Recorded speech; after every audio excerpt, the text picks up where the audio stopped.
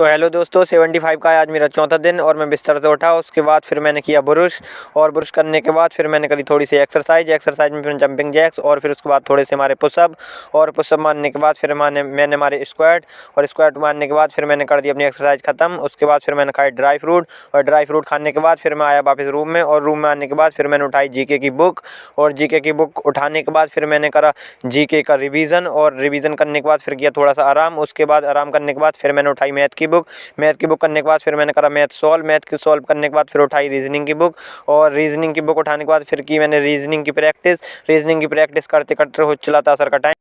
फिर मैं गया घर से बाहर और घर से बाहर आने के बाद पहुंचा गली में और गली में पहुंचने के बाद फिर मैं पहुंचा मस्जिद में पहुंचने के बाद फिर मैंने किया असर की नमाज अदा। उसके बाद फिर मैं आगे बाहर आने के बाद फिर पहुंचा घर पहुंचने के बाद फिर किया आराम और आराम करते करते हो चला थी शाम और शाम का फिर मैंने खाया खाना।